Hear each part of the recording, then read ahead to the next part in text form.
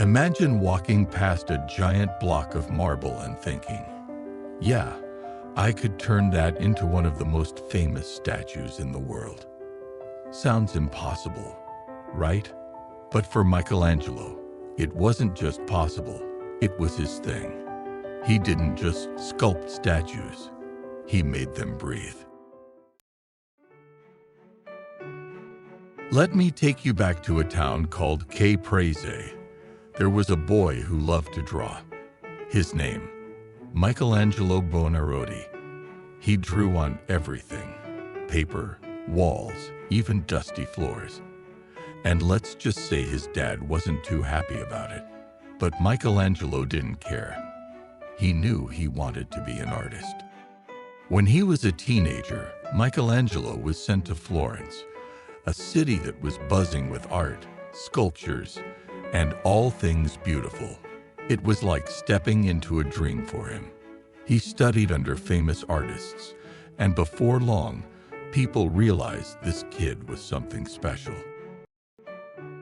A boy with a pencil, a dream in his head, turned marble to magic, with talent widespread.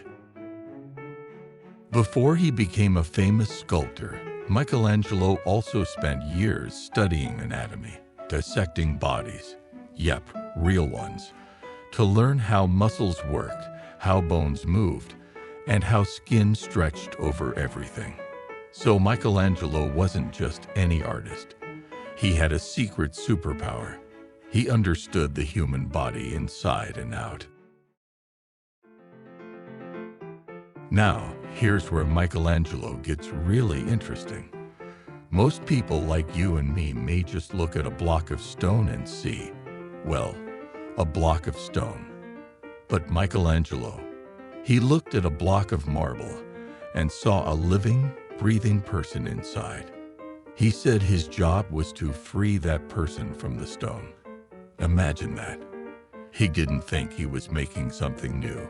He thought he was just helping it come out. And then came David, his most famous creation. Picture this, a giant block of marble, just sitting there, ignored by other artists because it was too hard to work with. Michelangelo stepped up and said, I can make something incredible out of this. And boy, did he ever. Michelangelo worked on David for over 2 years. He carved every muscle, every curve, every tiny detail. When he was done, it's a 17-foot-tall statue of a guy holding a sling, ready to take down a giant. But here's the crazy part. Michelangelo made David look like he was about to move, like he might step down off the pedestal at any moment. He carved the stone, so smooth, so sleek, made marble veins and muscles speak. David wasn't just a statue. It was a symbol. Every muscle in his body is tensed, his face is focused, and even his veins pop out. You'd swear he's breathing. People came from all over to see this masterpiece. They couldn't believe that a single person could turn a block of stone into something so real. And here's the wild part.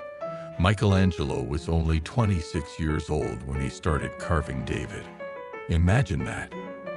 At an age when most of us are figuring out life, he was creating one of the most famous statues ever made.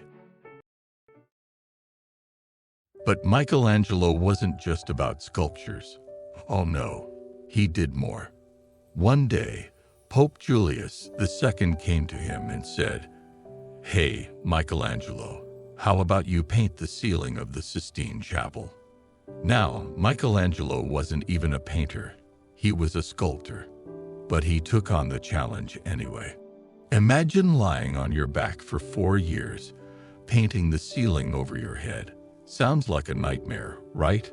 But Michelangelo turned that nightmare into a masterpiece. He painted scenes from the Bible, with over 300 figures so real, and each figure looks like they could jump right off the ceiling. He painted high, with colors bold. made ceilings worth their weight in gold. He didn't just paint people.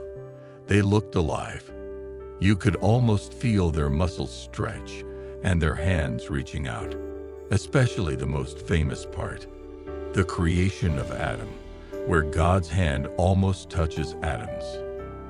It's one of the most iconic images in the world. Now, let's talk about the Pieta. This masterpiece shows Mary holding the body of Jesus after he was taken down from the cross. You could see the sadness in Mary's face, the way the fabric draped over her, and every detail was perfect. It's all carved from one giant block of marble. And here's the crazy part. Michelangelo made the stone look soft, like real skin. The Pieta is the only work Michelangelo ever signed. He carved his name across Mary's sash because he heard people were giving credit to another artist, and he wanted everyone to know it was his work. Michelangelo was just 24 when he created the Pieta. It's one of the most emotional pieces of art in history, and it's still in St. Peter's Basilica for everyone to see. He carved the grief, he carved the pain. In marble, love was born again. Now, here's something cool. Michelangelo's Moses. This statue has so much attitude. Michelangelo sculpted Moses with these intense, powerful muscles, holding the 10 Commandments like he's ready to take on the world. He even gave Moses horns. Sounds weird, right? But back then, some translations of the Bible described Moses with rays of light that got misunderstood as horns. The statue of Moses looks so real that there's a story that Michelangelo, after finishing it, hit the statue with his hammer and shouted, "Why don't you speak?" From stone so hard, a figure grand, he made it move with his own hand. Moses is part of a huge project of the tomb of Pope Julius II.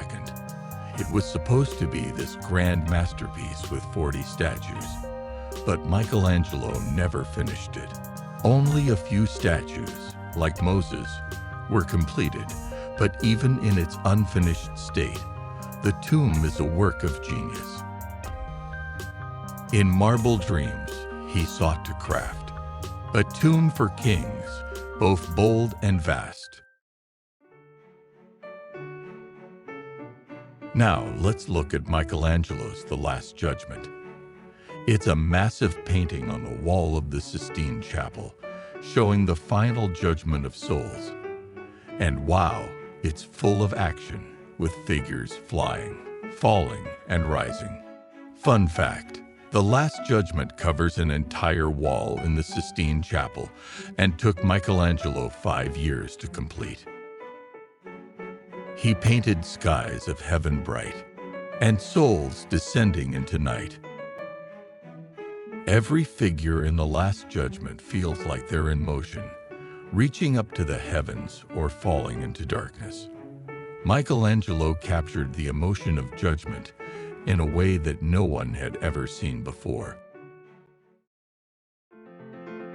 Michelangelo also sculpted the Risen Christ, a statue of Jesus standing tall after his resurrection.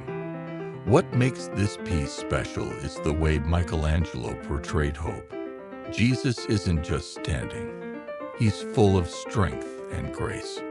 The Risen Christ is unique because Michelangelo sculpted Jesus with such calm and confidence, showing that even in marble, hope can be powerful. He carved the light, he carved the grace. In Jesus' form, he left a trace. Michelangelo wasn't just about making things look real. He was about capturing the emotion, the hope, and the life in every piece of stone.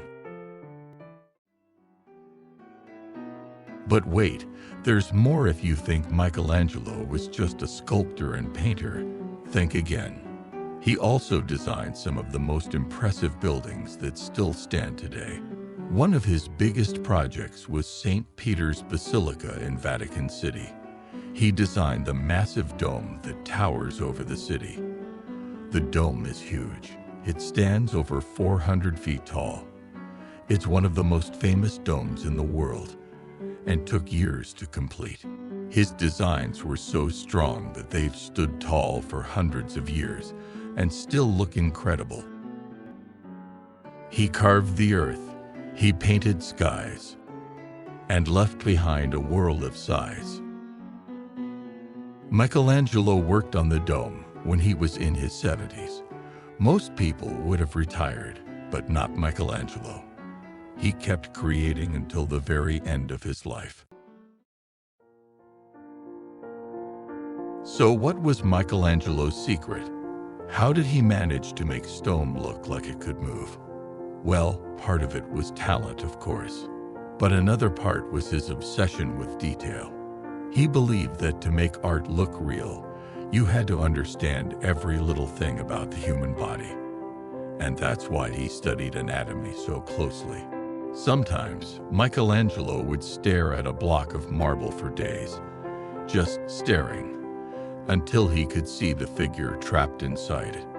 He once said, "I saw the angel in the marble and carved until I set him free." To him, a stone was more than stone, a living thing he'd make his own. With chisel sharp and brush so fine, he made his mark for all of time. But here's something you might not know. Michelangelo didn't finish everything he started. In fact, some of his sculptures were left half done, like a frozen moment in time. These are called his unfinished works, and they give us a glimpse into his creative process. Michelangelo would sometimes stop working on a statue because he felt like he couldn't make it any better. So he left them just as they were, with half-formed bodies emerging from the stone. In marble blocks, men still confined. Half-carved, they stir within the mind. These unfinished pieces remind us that even geniuses don't always complete what they start. But sometimes, even half-finished work can be a masterpiece.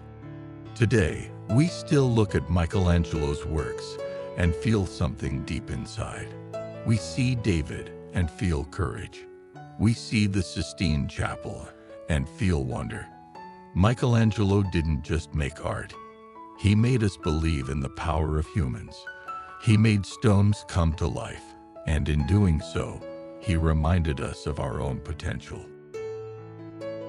In every stroke, in every line, he showed the world that humans shine. From stone to sky, his art remains, a testament to human gains. So, next time you see a block of stone, remember, Michelangelo, the guy who made stones come to life.